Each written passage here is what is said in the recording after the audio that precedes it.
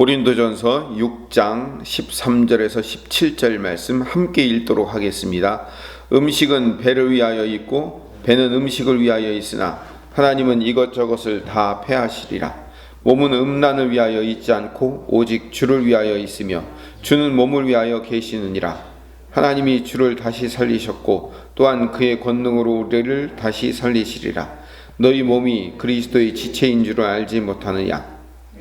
그리스도의 지체를 가지고 창녀의 지체를 만들겠느냐? 결코 그럴 수 없느니라. 창녀와 합하는 자는 그와 한 몸인 줄을 알지 못하느냐? 일러스되 둘이 한 육체가 된다 하셨나니 주와 합하는 자는 한 영이니라. 아멘. 어제 12절 말씀은 고린도 사회를 지배하는 철학적 사고방식이 어떠한가에 대해서 설명을 드렸습니다. 13절도 고린도 사회, 더 나아가서 이 헬라 사회의 사고방식과 가치관을 대변해주는 속담과 같은 말이 소개되고 있습니다. 13절에 뭐라고 설명하냐면 음식은 배를 위하여 있고 배는 음식을 위하여 있다, 이 말.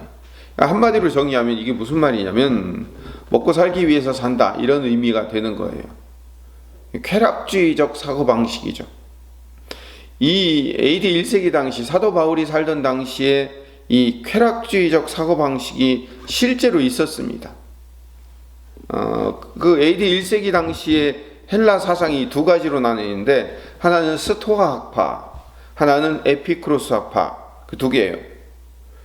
12절을 굳이 나누자면 스토아파적인 사고방식을 대변하고 있다면 13절 오늘 본문 말씀은 에피쿠로스적 학파의 사고방식을 대변하고 있어요. 사도행전 17장 18절에 보면 사도 바울이 아덴이라는 도시에 들어와요. 우리가 이 성경에서 말하는 아덴은 아테네죠. 그리스의 그 모든 철학자들이 모여 사는 그 아테네라는 도시에 들어와서 사도 바울이 전도를 하는데 그 전도할 때 무슨 얘기를 하냐면 사도행전 17장 18절에 어떤 에피쿠로스와 스토아 철학자들도 바울과 쟁론할세라고 돼 있을 때 그 에피쿠로스 학파와 스토아 학파가 실제로 있었어요. 그래서 사도 바울이 그들과 함께 논쟁을 벌인 거죠.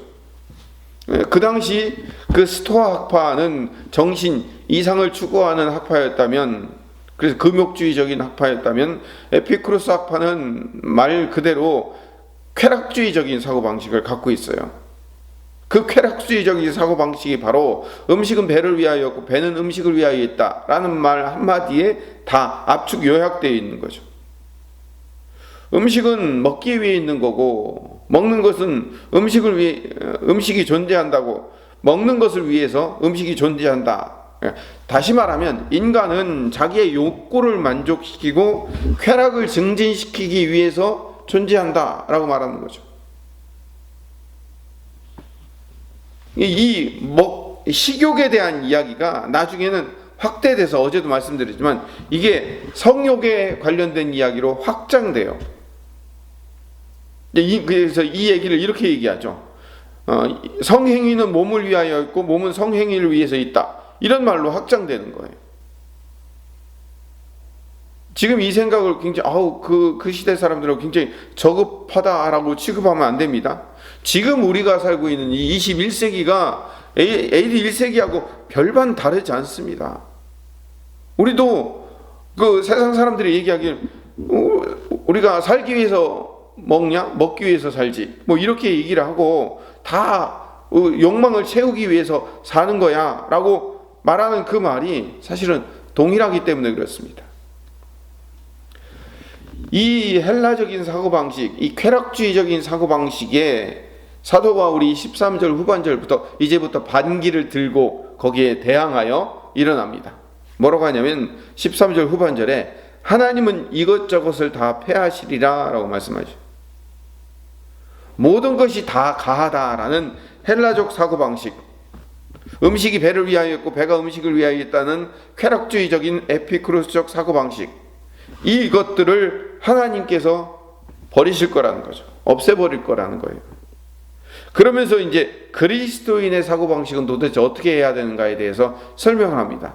13절 후반절에 몸은 음란을 위하여 있지 않고 오직 주를 위하여 있으며 주는 몸을 위하여 계시느니라. 라고 성경적 사고방식이 뭔가에 대해서 설명하는 거예요. 몸은 음란함을 위해서 있는 게 아니라는 거예요. 쾌락주의적인 사고방식에 의해서 즐기기 위해서, 쾌락을 누리기 위해서 몸이 있는 게 아니다라고 사도 바울이 정의를 내려요. 고린도전서 12장 12절로 가보면 몸은 하나인데 많은 지체가 있고 몸의 지체가 많으나 한 몸인과 같이 그리스도도 그러하니라. 고린도전서 12장 27절에 너희는 그리스도의 몸이요 각 지체의 부분이라 라고 말씀하셔서 예수님이 머리 되시고 우리는 한 몸이 되는 거예요. 그래서 어떤 사람은 팔의 역할, 어떤 사람은 다리의 역할, 어떤 사람은 배와 가슴의 역할, 이런 식으로 각자 자기의 역할을 나눠가지고 한 몸이 되었다. 이게 이제 그리스도 안에서의 한 몸이 된 존재로서의 생각을 사도 바울이 나중에 12장에 얘기하는 거예요. 이 사도 바울의 이 얘기는 많이 등장합니다. 에베소서에서도 등장하고 로마서에서도 등장해요. 여러 가운데 등장하는데 사도 바울의 이 생각이 에베소서 4장 15절에서 16절에도 나옵니다. 제가 읽어보겠습니다. 오직 사랑 안에서 참된 것을 하여 범사에 그에게까지 자랄지라. 그는 머리나 곧 그리스도라. 그에게서 온 몸이 각 마디를 통하여 도움을 받음으로 연결되고 결합되어 각 지체의 분량대로 역사하여 그 몸을 자라게 하여 사랑 안에서 스스로 세우느니라. 예수님이 머리셔요. 그래서 이 머리 대신 예수님에게까지 자라날 수 있도록 우리가 한 몸이 되어서 예수님에게서 영양분을 공급받아서 우리가 한 지체가 되어서 함께 결합되어서 예수님처럼 자라난다는 거예요. 이걸 에베소서에서 이야기해요. 그리고 더 중요한 것은 로마서 4장 6절에서 8절 말씀입니다. 이것도 제가 읽어보겠습니다. 나를 중히 여기는 자도 주를 위하여 중히 여기고 먹는 자도 주를 위하여 먹으니 이는 하나님께 감사함이요 먹지 않는 자도 주를 위하여 먹지 아니하며 하나님께 감사하느니라. 우리 중에 누구든지 자기를 위하여 사는 자가 없고 자기를 위하여 죽는 자도 없도다. 우리가 살아도 주를 위하여 살고 죽어도 주를 위하여 죽나니 그러므로 사나 죽으나 우리가 주의 것이로다. 머리 대신 예수님의 몸된 지체이기 때문에 우리는 먹으나 먹지 않으나 온통 머리 대신 주님 위해서 사는 존재다. 살아도 주를 위해서 죽어도 주를 위해서 우리는 예수님과 이제 한 몸이 되었기 때문에 예수님 위해서 살아가는 예수님과 하나가 된 존재다라고 아주 사도 바울이 정의를 내리는 거예요. 그래서 오늘 고린도전서 6장 13절의 말씀으로 다시 돌아가 보면 13절 후반절에 몸은 음란을 위하여 있지 않고 오직 주를 위하여 있으며 주는 몸을 위하여 계시느니라 라는 말씀이 에베소서 말씀, 로마서 4장의 말씀에 다 들어가 있고 그것이 압축 요약된 게 로마서 6장 13절 후반절의 말씀인 거예요. 어제도 말씀드렸지만 헬라 철학의 그 이원론적인 사상, 정신은 영혼은 선한 것이고 그 영혼은 이데아 세계로 올라가는 순수한 것이며 그러나 몸은 더러운 것이기 때문에 몸은 죄를 지을 수 있는 더러운 것이기 때문에 이것이 이 두 개로 나뉘어졌기 때문에 나중에 우리가 구원받아서 영혼은 천국으로 들어가고 몸은 더럽기 때문에 그냥 썩어서 없어지면 된다라는 그 이원론적인 사고방식이 헬라 사회 전체를 지배하고 있었어요. 그런데 이 사고방식을 사도 바울이 14절에 반박을 해요. 뭘로 반박하냐면 14절의 말씀으로 반박을 해요. 14절 중요하니까 같이 읽어봅시다. 다시 읽어봅시다. 14절 시작. 하나님이 주를 다시 살리셨고 또한 그의 권능으로 우리를 다시 살리시리라. 몸의 부활로 반박을 해요. 다시 말씀드리면 헬라 사상은 신령한 영혼은 구원받고 더러운 육체는 썩어 없어진다고 생각했는데 사도 바울이 뭐라고 했냐면 예수님이 부활하셨다는 거예요. 예수님이 부활하실 때 뭐가 부활했죠? 영도 부활했지만 뭐도 부활하셨어요? 예수님의 몸도 부활하셨잖아요. 그래서 도마라는 제자가 예수님 부활한 것을 못 믿었다고 나는 못 믿겠다고 손가락과 옆구리에 넣어봐야지, 손과 옆구리에 내 손가락을 넣어봐야 내가 알겠다라고 얘기하잖아요. 그래서 실제로 도마에게 믿음을 주시려고 두 번째 다시 나타나가지고 내 손가락 만져보고, 내 손 만져보고, 내 옆구리에 손 넣어봐라 라고 얘기를 하잖아요. 실제로 예수님께서는 영과 육이 함께 동시에 부활하셨어요. 그리고 그렇게 예수님이 부활하신 것처럼 또한 그의 권능으로 우리를 다시 살리시리라. 우리도 그렇게 부활할 거라는 거예요. 우리도 어떻게 부활한다고요? 우리의 영만 부활하는 게 아니라 모두 부활한다고요? 우리의 영과 육이 함께 같이 한 몸이 되어 부활시킬 거라는 거예요. 자, 그렇게 영과 육이 함께 부활한다면 우리의 육이 더러운 거예요? 아니요, 그럴 수 없는 거예요. 헬라 사상이 생각했던 것과 전혀 다른 거예요. 그래서 사도 바울이 그걸 반박하기 위해서 14절에 이렇게 얘기하는 거예요. 봐라, 예수님이 부활하실 때 어떻게 부활하셨냐? 영과 육이 함께 부활했지 않았냐? 우리도 영과 육이 함께 부활할 거다. 그렇기 때문에 영도 중요하지만 육도 거룩한 거야. 영과 육이 함께 거룩해야 되는 거야 라고 사도 바울이 지금 고린도 교인들을 가르치는 거예요. 제가 고린도전서 처음 시작할 때 고린도전서 어렵다고 제가 말씀드린 이유가 바로 여기에 있어요.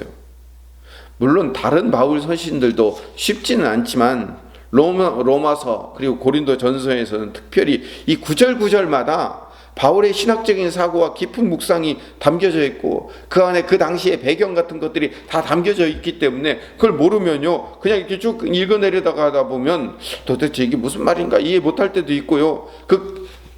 사고방식과 그 당시의 그 생활관과 가치관 이런 걸 이해하지 못하면 사도 바울이 왜 이 말을 했는가에 대해서 이해를 못할 수 있기 때문에 우리가 이 구절구절마다 담겨져 있는 바울의 신학적인 사고방식과 깊은 묵상을 이해할 수 있어야 되는 거예요. 그래서 이걸 하나씩 풀어가려고 하다 보면 분량이 너무 많이 나오는 거죠. 어제도 그냥 12절 한 절 가지고 얘기하고 오늘도 13절 한 절 갖고 거의 다 얘기가 끝날 것 같습니다. 나중에 고린도전서 15장 고린도전서의 맨 마지막 부분에 가면 이 몸의 부활에 대해서 한 장 전체에 대해서 설명을 해놔요. 왜 몸의 부활에 대해서 이렇게 강조를 해놓을까요? 이 몸의 부활은요 헬라 사상, 그 당시 고린도 교인들이 갖고 있었던 그 헬라 세계의 헬라 사상과 정반대되는 이야기예요. 전혀 다른 이야기이기 때문에 강조해서 15장이 그렇게 설명을 해놓는 겁니다. 그때 좀 더 이제 말씀드리기로 하고요. 고린도전서 6장 15절로 가봅시다. 6장 15절 너희 몸이 그리스도의 지체인 줄을 알지 못하느냐? 내가 그리스도의 지체를 가지고 창녀의 지체를 만들겠느냐? 결코 그럴 수 없느니라 라고 말하고 있어요. 자, 이제 다시 정리합니다. 우리의 영과 우리의 몸이 이제 하나가 되어 있는데 함께 죽고 함께 부활하는, 더군다나 우리의 몸은 그냥 우리의 몸이 아니라 머리 대신 예수 그리스도와 이제 한 몸이 되었는 거예요. 예수님과 한 몸 된 존재인 거예요. 그런데 15절 후반절부터 16절 전반절의 말씀대로 그리스도와 한 몸 된 우리 지체를, 그러니까 우리는 우리의 몸의 지체일 뿐만 아니라 누구의 지체이기도 해요? 예수님의 몸이기도 해요. 왜? 예수님과 붙어 사는 존재이기 때문에. 그런데 이 소중한 예수님의 몸이며 우리의 몸인 이 지체를 창녀의 몸과 하나로 합쳐놓으면 어떻게 되는 거예요? 창녀의 몸과 합쳐진다는 것은 몸만 합쳐지는 게 아니라 마음과 생각과 영이 하나가 된다는 거예요. 그럼 말이 안 되지 않느냐 이거죠. 그러면서 창세기의 말씀을 다시 인용합니다. 창세기 2장 24절에 보면 그러므로 남자가 부모를 떠나 그의 아내와 합하여 둘이 한 몸을 이룰지로다. 부부가 한 몸이 된다는 것은 몸만 하나가 되는 것이 아니라 마음과 생각과 영이 하나가 된다는 의미라는 거예요. 그렇기 때문에 단순히 육체적인 만족을 위해서 창녀와 몸을 합치는 것은 더러운 육체의 욕망을 해소하는 단순한 목적이 해결되는 것뿐만이 아니라 창녀의 영과 하나가 되어버린다는 거예요. 그래서 사도 바울이 흥분해서 얘기하는 거예요. 어떻게 그리스도의 영과 한 몸이 된 사람이 어떻게 창녀의 영과 하나가 될 수 있는 행동을 하느냐, 말이 안 되지 않느냐라고 얘기하는 거예요. 제가 어제도 말씀드리고 전에도 여러 번 말씀드렸지만요, 여기서 말하는 창녀는 우리가 알고 있는 그냥 몸을 파는 창녀만을 얘기하는 게 아니에요. 그 고린도 교회, 고린도라는 도시 안에는요, 아프로디테 신전, 아프로디테 하면 여러분들이 잘 이해를 못 하실 거예요. 비너스 신전이에요. 비너스 신전이라는 그 신전이 어마어마한 신전이 있고요, 거기에 그 여사제가 1000명이 넘어요. 그 이방 신전에서 그 여사제와 결합하는 것이 그들에게 있어서의 제사예요. 그 이방 신전의 영과 하나가 되는 것이죠. 하나님을 믿고 예수 그리스도가 우리의 머리라고 얘기하면서 이방 신전의 영과 하나가 된다는 것, 말이 안 되지 않느냐라고 사도 바울이 지금 책망하는 거죠. 오늘 말씀을 정리합시다. 그래서 17절에 보면 17절, 주와 합하는 자는 한 영이니라. 그래서 우리는 누구와만 합해야 돼요? 주님의 영과만 합해야 되는 거예요. 주님과 합해야 돼요. 주님과 합한 자는 주님과 한 영이 되는 사람이고, 우리가 이미 그리스도의 몸이며 머리 대신 예수 그리스도와 하나가 된 성도라는 사실을 넌 분명히 알고 있어야 된다 라고 사도 바울이 지적해주고 있는 거예요. 요한복음 17장에 가보면 예수님께서 아버지 하나님께 기도하는 장면이 나와요. 십자가를 지기 직전에. 거기서 다른 어떤 성경보다도 요한복음 17장에서 예수님께서 이 땅에 오신 목적, 십자가를 지는 목적을 분명히 말씀하고 계셔요. 요한복음 17장 21절부터 23절을 읽으면, 아버지여, 아버지께서 내 안에, 내가 아버지 안에 있는 것 같이 그들도 다 하나가 되어 우리 안에 있게 하사. 중요해요. 하나님이, 성부 하나님이 예수님과 함께 계시고 예수님이 성부 하나님과 함께 있는 것처럼, 그래서 하나님과 예수님과 성령님이 하나가 된 것처럼 저들도, 다시 말하면 우리 성도들도 서로 하나가 되어서 그 하나된 우리 성도가 그 하나님의 하나됨과 합쳐져서 함께 하는 것, 그게 목적이라는 거예요. 그래서 세상으로 아버지께서 나를 보내신 것을 믿게 하옵소서. 예수님을 우리 이 땅에 보내신 목적이 그러는 거예요. 우리를 하나가 되어 만들어 하나님과 함께 합치게 만드는 것, 예수님이 이 땅에 오신 목적이에요.